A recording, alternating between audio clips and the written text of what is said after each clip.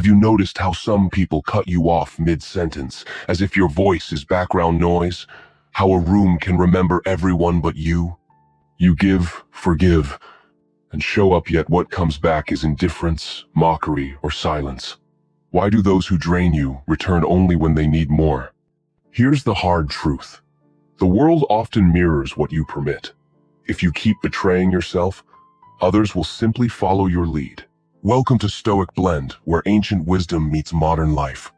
Today, we're using Carl Jung's deep psychology to expose why disrespect keeps repeating in your life, and how to break that cycle by rebuilding inner authority, setting calm, firm boundaries, and integrating your shadow so you can live with dignity. You've wondered why people treat you the way they do, why they interrupt, overlook, or minimize you, why your sensitivity gets mocked, your choices questioned, your pain dismissed, why the ones who take the most give back the least. Maybe you're always available, saying yes when you're exhausted, staying quiet to avoid conflict, forgiving before anyone even recognizes the harm. And what do you receive in return? Contempt, indifference, silence. The worst part is not the behavior. It's the sinking feeling that you're not respected without knowing how to change it. So you keep trying to be helpful, agreeable, endlessly understanding, hoping that one day others will finally recognize your worth. But that day never seems to arrive. Carl Jung once said, "The most terrifying thing is to accept oneself completely. That's the threshold." Respecting yourself demands something frightening, turning inward and admitting your part in the pattern. As long as you continue to ignore yourself, others will keep doing the same. This isn't a script of quick replies or victimhood. It's a mirror one that shows the root is much closer than you think. If you are tired of being disrespected by friends, family, partners, or coworkers, this is the moment to reclaim your emotional life. We'll go into Jung's psychology to reveal why you tolerate the intolerable and how to stop once and for all. Because when you betray yourself, the world simply reflects that betrayal back to you. The world as a mirror of your psyche. The outer world isn't as chaotic as it seems. It's a stark mirror. People are not always cruel. Many are simply responding to your positioning or your lack of it. When you accept unjust treatment, when you stay silent, you are communicating, "This is how I see myself. This is the standard I allow." Jung believed external reality often mirrors the unconscious. The abuses, dismissals, and cold silences you keep encountering can be symbolic echoes of how you treat unrecognized parts within. If you do not recognize your own worth, you project a fragile, uncertain image, and people respond to that image exactly as it shows up. This is not about blaming you. It's about waking up. Many of us were taught as children that being good meant staying quiet, that acceptance required surrender, that love was earned through compliance. Those scripts keep running quietly in adulthood, shaping every conversation you avoid and every boundary you swallow. You learned without words that your worth depends on other people's approval. That hidden belief infects everything. You shrink, not out of malice but from habit. And until you bring that habit into the light, the pattern persists. Change cities, jobs, partners, the same script reappears because it lives in you. Jung warned, "What you do not bring to consciousness will rule your life, and you'll call it fate." You do not attract what you wish. You attract what you believe you deserve, even when that belief is buried. The way out begins at the least comfortable place. Stop chasing respect outside and start building it inside. Ask the question most people avoid. Why am I still trying to prove my worth? The trap of proving yourself. You've tried to be the ideal child, perfect partner, reliable friend, always adjusting to fit expectations. The reward? Temporary approval, never lasting respect. Those who live to please are easy to manipulate. This is the danger of the persona, the social mask we wear. Necessary, yes, but dangerous when you merge with it and forget who you are. When you measure your worth by reactions, compliments inflate you and criticism shatters you. You hustle to be indispensable because, deep down, you believe you must be flawless to be respected. Yet the more you prove yourself, the more you broadcast your doubt. People who respect themselves don't barter favors for affection. They know who they are. That's enough. To reach that steadiness, you must break a deep illusion. You do not need to earn respect from others like a wage. You need to rebuild the respect you lost for yourself perhaps years ago, perhaps always. Only then do other people's eyes stop feeling like threats and start reflecting your steadiness. This shift begins with an act that seems small but feels immense. Saying no, as the first act of self-respect. Many of us equate goodness with compliance. We swallow discomfort, quiet our anger, and forgive on autopilot. But the world does not respect those who do not respect themselves. Respect is not begged for. It is demonstrated calmly, consistently, and without apology. Saying no is the first clear step. It announces that your time isn't free, your energy isn't a tap, and your well-being matters. But expect guilt. People accustomed to your overgiving will push back.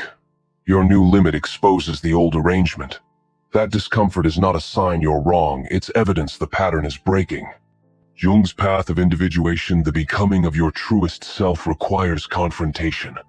One of the earliest confrontations is with the version of you who survived by saying yes. That pleasant self kept you safe once, but at a cost. Your dignity. Now the bill has come due. Want a practical start? Where you used to say, "Sure, try, I can't take that on." Where you used to accept the draining coffee, reply, "Not this week." Where you used to laugh off a cutting remark, state, "I don't accept being spoken to that way." The first to protest will be those who benefited most from your silence. Let them protest. You're changing the agreement. Every no to exploitation is a yes to your life. That quiet yes plants the seed of authority, the return of your voice, a posture that no longer asks permission just to exist. The shadow you've been avoiding. But boundaries won't hold if you ignore your shadow. Why do you tolerate what hurts you? Why stay in friendships that diminish you or workplaces that shrink you? Because parts of you, your healthy anger, your firmness, your instinct to protect yourself, were exiled long ago. Jung defined the shadow as all you repress. Emotions, impulses, traits, desires, labeled unacceptable. The child punished for saying no learned to submit. The one scolded for anger learned to smile through clenched teeth. The one ignored when they needed care learned to be invisible so as not to bother. You constructed a polite persona and buried your strength.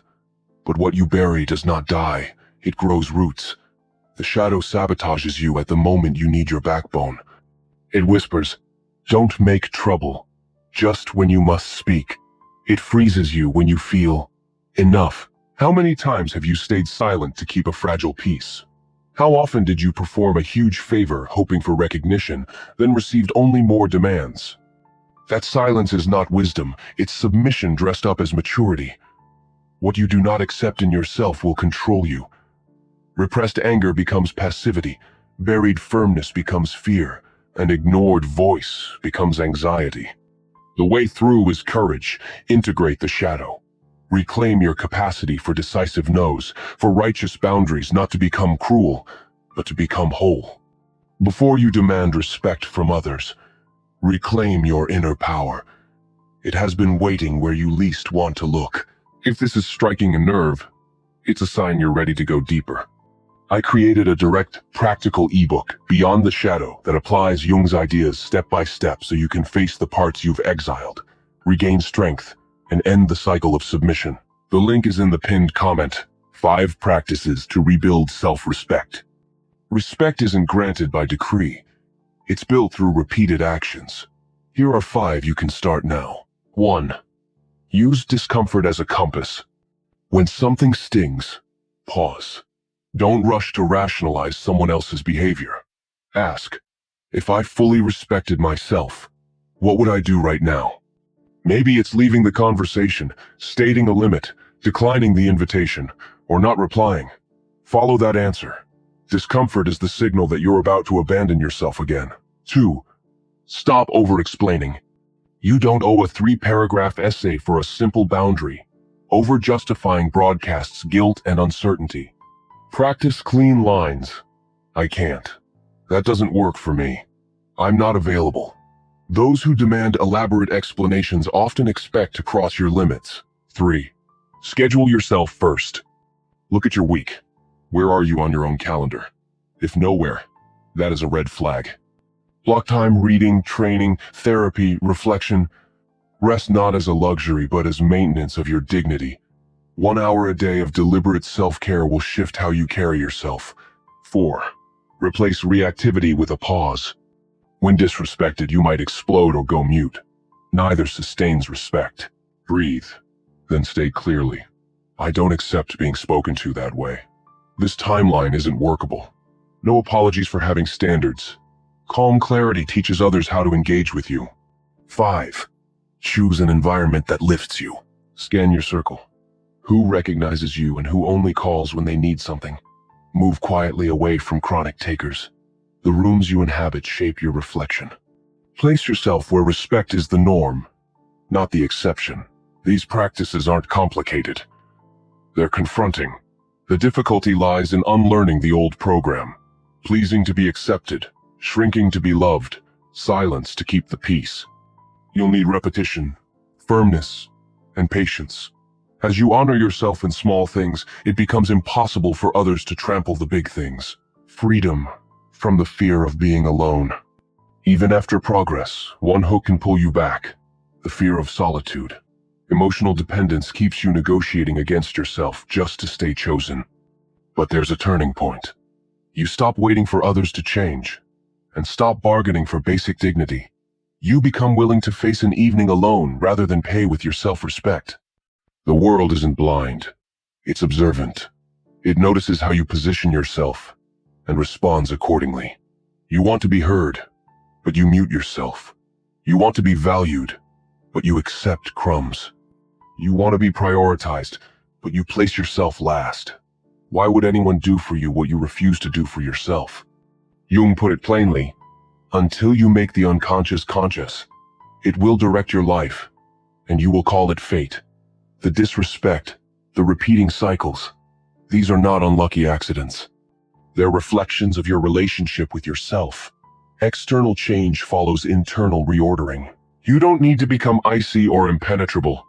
You need to stop begging for love in the language of obedience. Stop adapting to suffocating rooms. Make peace with being whole, even if that means standing alone for a season. Those who can bear their own company choose relationships from freedom, not fear. Everything else is dependency disguised as affection. From this moment forward, every time someone crosses a line, you have two options. Stay silent and renew the pattern, or take a stand and rewrite your story. You don't need aggression. You need truth, spoken plainly. When you respect yourself, your posture changes, your tone changes, your gaze steadies, and the world takes notice. And remember, until you respect yourself, the world will mirror your hesitation instead of your worth. Speak your worth into your calendar, your boundaries, your choices. Let your actions do the convincing. If this message woke something in you, anchor it publicly. Type in the comments, I choose to respect myself. That single sentence can be your first visible commitment. If you want a guided path, explore beyond the shadow in the pinned comment. It's the practical extension of everything we covered here. Finally, if this helped you breathe a little deeper and stand a little taller, subscribe. Join a community where we practice what we discuss.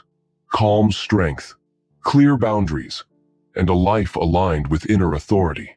Hit subscribe and turn on notifications so you don't miss what's next. Your respect for yourself starts here, and it starts now.